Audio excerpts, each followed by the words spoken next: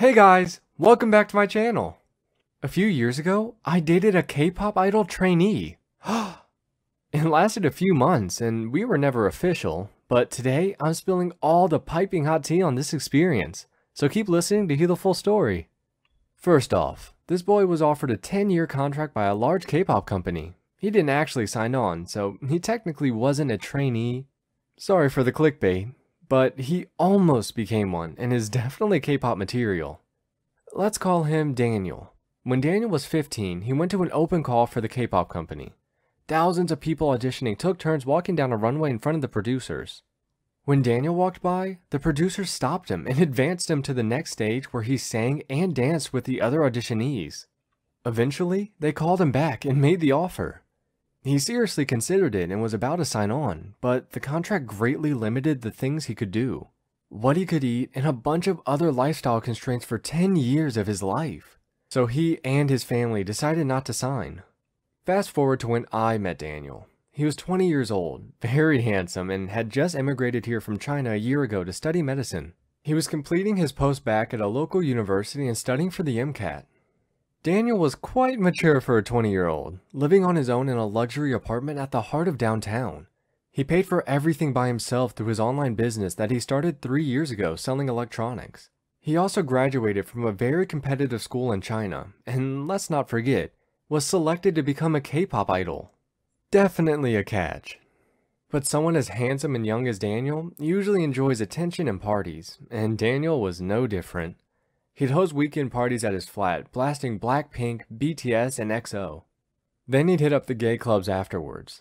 If you can't tell already, I'm not much of a clubs and bars kind of guy, but I tagged along anyway to support him, especially since he was hosting. He was extremely possessive. When other cute guys at his party would come talk to me, he'd grab my arm or sit on my lap to defend his territory.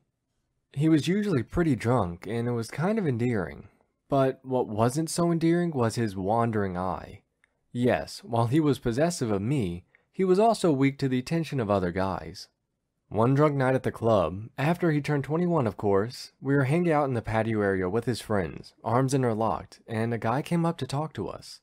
Daniel complimented him, and we had a friendly conversation for a few minutes, but then the guy told Daniel that he was cute and asked for his Instagram. Daniel paused, flattered at the request, but unsure if he was allowed to fulfill it. He responded, "But I'm with him," motioning to our locked arms. The guy didn't seem to mind and continued to hold his phone out for Daniel to type his Instagram handle. I was offended by the guy's audacity, but even more curious to see what Daniel would do. Confused, Daniel proceeded to type his handle into this guy's phone. I was shocked. Not at the fact that Daniel gave him his Instagram, but at the fact that he did it right in front of me, while our arms were locked. I knew Daniel enjoyed attention and connecting with people, but damn Daniel, this was too ridiculous. I already thought he might be a bit slippery in this department because a few weeks prior, I had questioned what seemed like a hickey on his neck that wasn't from me.